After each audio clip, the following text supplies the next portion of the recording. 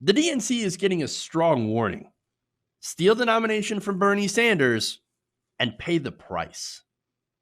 Now, this, of course, warning follows a story in the New York Times where roughly about 100 Democratic superdelegates, actually 93, let's be fair and give the full number, told the New York Times in interviews that if Senator Bernie Sanders does not arrive at the party's 2020 convention with a majority of pledged delegates, over 50%, and that's really important, 50%, then they are not going to honor the will of the majority of primary voters and decide to choose someone else. Now, the Times reported, in a reflection of the establishment's wariness about Mr. Sanders, only 9 of the 93 superdelegates interviewed said that Mr. Sanders should become the nominee purely on the basis of arriving at the convention with a plurality if he was short a majority. So understand, if Bernie rolls up with less than the 51% of the delegates, right? 49%, for example, but still has the most delegates. Well, the superdelegates, since it will be the second round, all the pledged delegates will be released and the superdelegates will be released, and they will be able to vote for whoever they want. And it is very likely, based on their responses, that they will not vote for someone like Bernie Sanders. In fact, according to the article, the superdelegates, many of whom are current elected officials, say they are willing to risk intra-party damage to stop his nomination. Now, of course, that would be a nightmare scenario, not just for Bernie Sanders, but for the entire Democratic Party. It would have profound implications. Now, this goes to, of course, progressive criticism. But first, Jay Jacobs, the New York State Democratic Party chairman, basically affirms this and says if he doesn't have a majority, it stands to reason that he may not become the nominee. That's a very nice way of putting, we're going to F you. I almost said that. Now, Asita Nwenevu, a political columnist for the New Republic, I do apologize, I probably butchered that name, suggested the Times headline could be put this way: Democratic leaders willing to risk party damage to stop Bernie. And that, of course, would be a little bit more accurate of the situation. And so understand that this is the plan. And we've kind of known that since the Nevada debate. Bernie Sanders was the only person on stage in Las Vegas to say that the candidate that has the most delegates at the convention, even if it doesn't reach the 51% threshold, should still become the nominee. Sanders said the will of the people should prevail. The person who has the most votes should become the nominee, which, of course, is what you would say in a democracy. Oh, but who believes in democracy anyway? I mean, really. Now, no one else agreed, of course, to that, even Elizabeth Warren, which was depressing. And there's one simple reason. It's because they're losing. And, well, I mean, if you're losing, but think, hey, maybe if we go to contested convention, I've got a shot. Well, then, of course, you would say, well, that's obviously we're going to follow the DNC rules.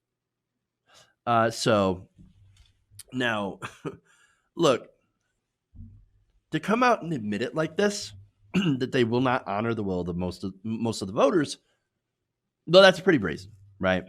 And to come out and tell the New York Times means they're pretty comfortable with their decision, because they could say, hey, well, what do you want to do? Those are the rules. Bernie Sanders, you agreed to this. What are you complaining about? You Bernie bros always complaining. Well, here's the thing. It's undemocratic. And by the way, Bernie Sanders has been complaining about this for quite some time. Bernie Sanders and progressives have been fighting against superdelegates since at least 2016. But unfortunately, thanks to DNC chairman Tom Perez, and of course, the establishment people that he has appointed to the DNC, we couldn't get enough votes to eliminate superdelegates completely, which, by the way, has set up this problem, which makes me think it's a problem that they were hoping what would come about, right? And so now you have progressives sounding the alarm and saying, hey, if you do not nominate a candidate that wins the plurality of delegates, and right now it looks to be Bernie Sanders, there will be terrible consequences for the Democratic Party. In fact, Pramila Jayapal, progressive representative Jayapal, said, if Bernie gets a plurality and no one else is even close, and the superdelegates weigh in and say, we know better than the voters, I think that would be a big problem. Jane Kleeb, chairwoman of the Nebraska Democratic Party, also told the Times that party leaders, quote, shouldn't be second-guessing voters. Quote, if that's what our party leaders are going to do, you'll see rebellion, not just in the presidential race, but in down-ballot races as well. And you would, absolutely. The Democratic Party right now, as we know it, would be dead. And they would lose to Donald Trump. Whoever gets nominated would lose to Donald Trump in a landslide. But this is okay with Bernie Sanders, with Democratic leaders who feel that right now nobody can stop Bernie Sanders. And so that field, and by the way, Amy Klobuchar, Pete Buttigieg have absolutely no chance, right? There is no reason for them to be in the race right now. Maybe they're hoping, oh no, we'll see what we can do to try to split up the delegates and get as much as we can to lead this towards contested convention. Pete Buttigieg, of course, was in one of those stop Sanders meetings, so maybe he's like in on this particular plan. Or maybe Pete Buttigieg is thinking, pick me at the convention, which would be a totally Pete Buttigieg move. Pick me. Okay. But according to the Times, someone like Buttigieg is not being considered. In fact, superdelegates, they say, are casting about for a savior candidate who is not currently in the 2020 race, floating an array of names, including former First Lady Michelle Obama, Senator Chris Coons, and House Speaker Nancy Pelosi. Pelosi? What? By the way, Pelosi, she just recently came out and said, I would be fine with Bernie at the top of the ticket. Now, when I heard that, though, I'm so goddamn cynical that I thought, it's a trap. It's a trap. Something. She is planning something against Bernie Sanders, and I don't know what it is, but I know it's going to be bad. That's instantly where my mind goes. But look, back to the story here. Representative Don Beyer told the New York Times, and he's one of the people they talked to, at some point you could imagine saying, let's go get Virginia Senator Mark Warner, Chris Coons, Nancy Pelosi, somebody that could win, and we could all get behind and celebrate.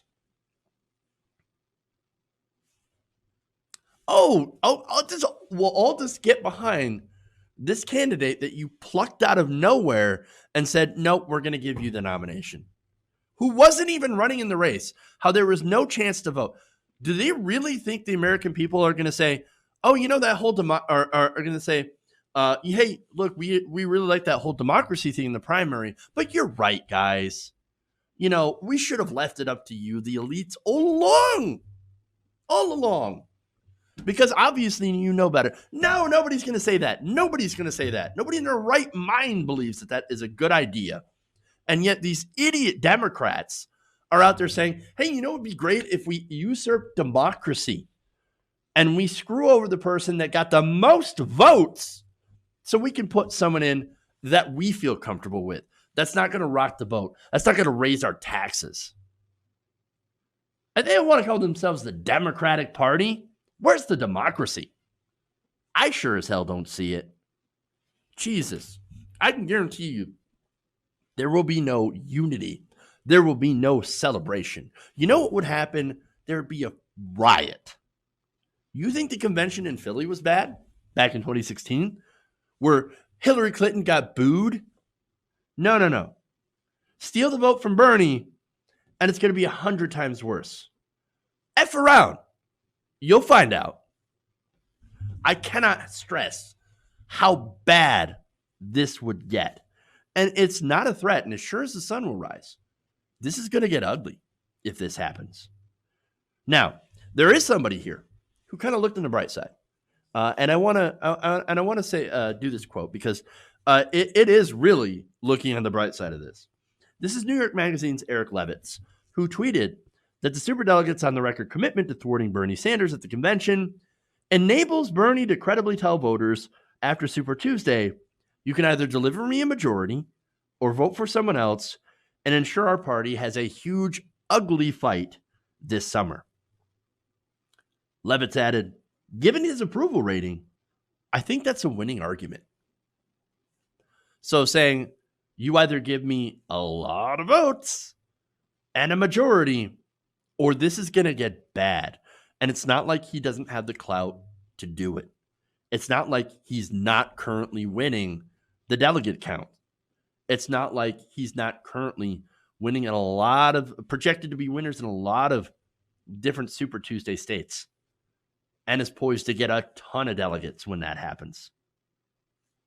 Now, conversely, on the not so bright side column, for The Guardian on Tuesday, current affairs editor Nathan Robinson argued that a brokered convention would be a disaster for the Democratic Party.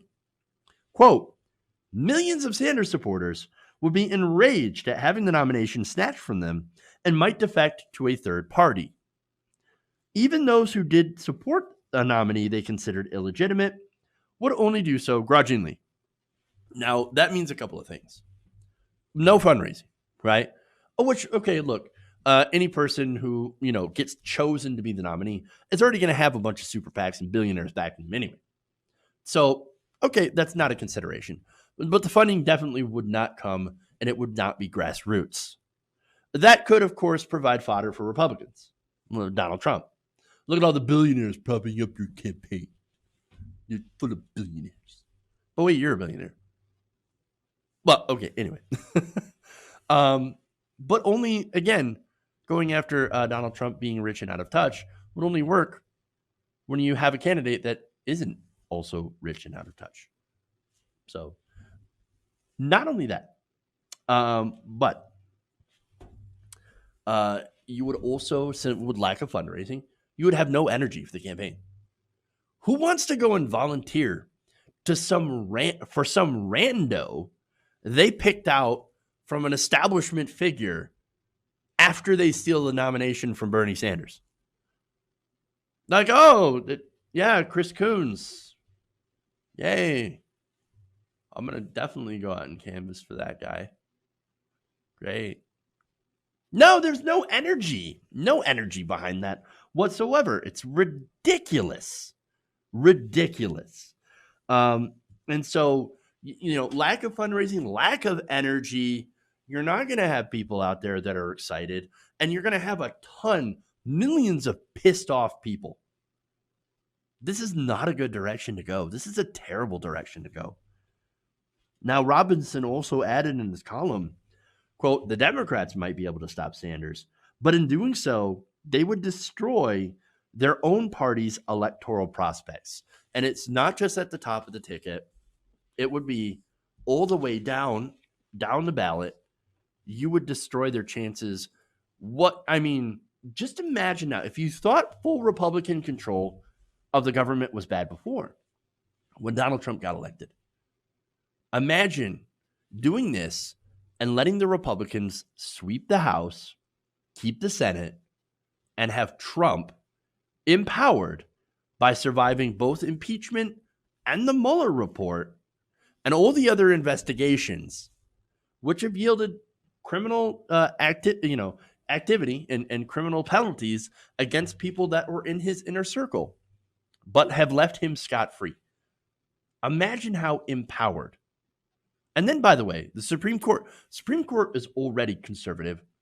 Now, RBG, another 4 years. Look, I love homegirl RBG, but I don't know if she's going to last another 4 years. Like, we gotta be honest about that possibility. Do you want that happening? Don't steal the nominee.